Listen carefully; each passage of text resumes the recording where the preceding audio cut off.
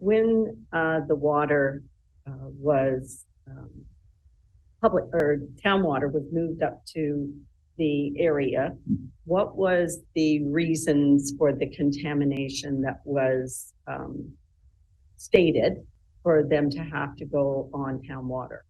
High nitrate counts and high chloride counts.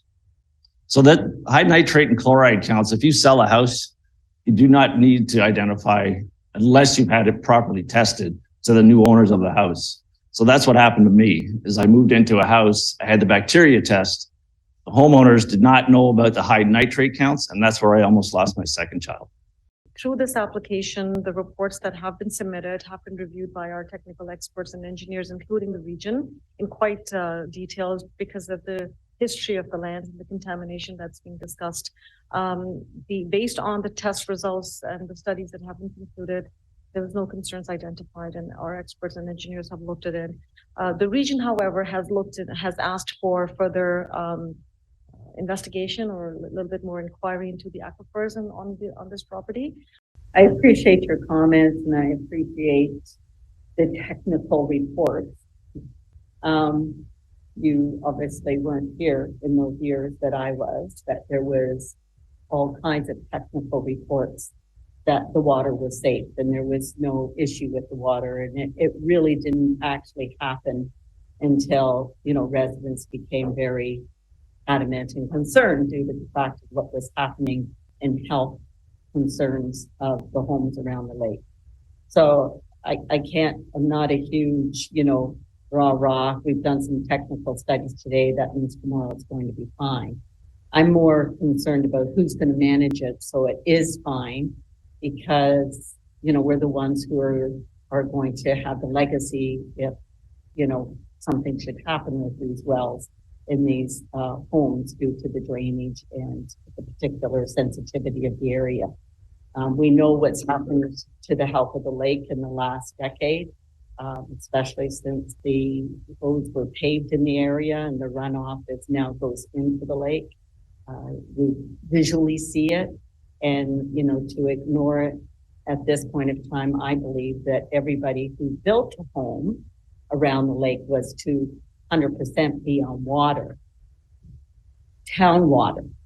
Why are we changing this now? Can somebody go ahead? I go through you, Mr. Mayor, to Councillor Sherban. We're not changing it for the entirety of the community of Musselman or Balance Musselman Lake area. It is the specific application that's before you, Council, today that is seeking exemption from that particular policy, which is to permit development of these lands for on individual private wells. That's what this application is for. So it's not broad brush stroke for the entirety of the community. It is specifically for this development.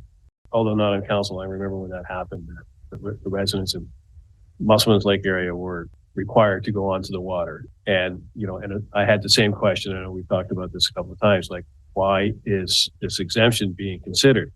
Now, I had assumed, and I'm not sure if this is confirmed, that because of the lack of capacity there, this is the only opportunity, the only option that he has. But can we build in a requirement that when the capacity shows up, and it will eventually, when the capacity shows up, that these homeowners will be required to cap their wells, just like everybody else did back in the 90s, and hook up to the system.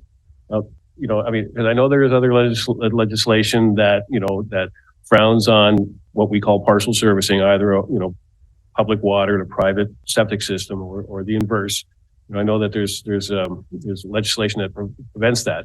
And I'm, you know, just as much as I'm concerned about Musselman's Lake, I'm standing over here in Ward 1, you know, looking at it from Preston Lake, which has, you know, additional challenges, you know, and the same sort of challenges. Recently, a homeowner in the Preston Lake area attempted to drill a well, went considerably deep, and the well, like, went well past the bottom of the lake in the well driller's estimation, but the well was contaminated with lake water. So, like, those kind of, you know, and to Mr. Carroll's point, I mean, you never know what you're going to hit when you stick a hole in the ground. There's a guy just over here on Highway 48 tried to drill a well and he hit methane. He could have blew up his house. You never know what you're going to hit when you're down there. So it's, you know, for us to provide, you know, permissions and, you know, and people are allowed to drill wells. I mean, you know, are we somehow, you know, responsible when the wells start to go bad. I mean, you know, we did what we did in Ballantrae, you know, back in the 90s because of the contamination to protect the public.